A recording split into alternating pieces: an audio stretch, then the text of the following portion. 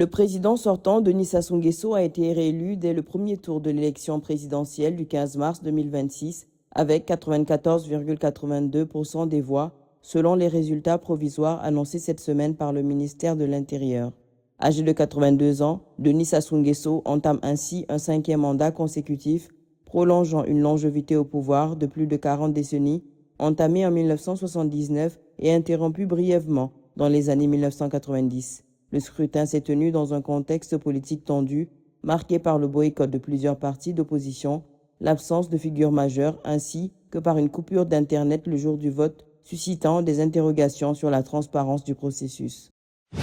Le président de la refondation de la République malgache a nommé cette semaine Mamtine Rufén Ratsonasone au poste de Premier ministre, lui confiant la mission de former rapidement un gouvernement. Sa nomination intervient quelques jours après la dissolution du gouvernement et le limogeage de son prédécesseur, Erit Salama Rajao Narivelo, annoncé le 9 mars par le chef de l'État dans le cadre d'une réorganisation de l'exécutif. Lors de la cérémonie de nomination, le nouveau Premier ministre a affirmé sa détermination à poursuivre et renforcer les efforts de réforme engagés, déclarant qu'il n'y a pas d'autre choix que de réussir dans l'intérêt du peuple malgache.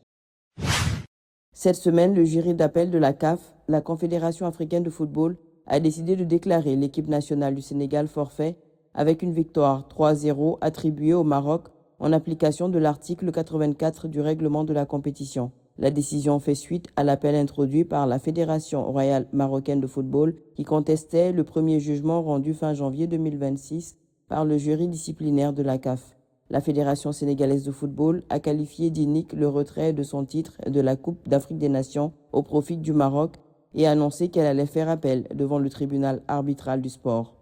Le gouvernement sénégalais a haussé le ton, à son tour qualifiant la décision de grossièrement illégale, réclamant une enquête internationale pour corruption et annonçant des recours devant les instances juridictionnelles internationales.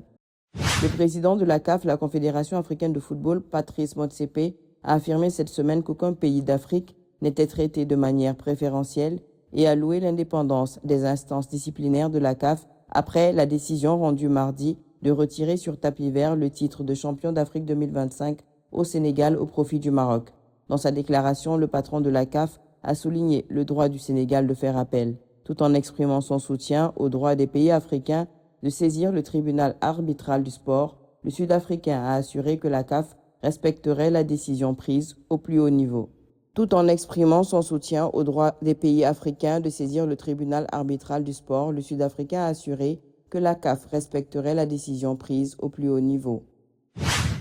Le secteur touristique marocain confirme sa dynamique de croissance avec 894 000 emplois directs en 2025, un niveau qui dépasse l'objectif fixé dans la feuille de route 2023-2026 qui prévoyait la création de 80 000 emplois supplémentaires d'ici 2026, a indiqué cette semaine le ministère du Tourisme, de l'Artisanat et de l'Économie sociale et solidaire. Cette performance s'inscrit dans un tableau de bord positif à tout point de vue, note le ministère, précisant que les arrivées touristiques ont atteint près de 20 millions de visiteurs en 2025, alors que l'objectif de la feuille de route était de 17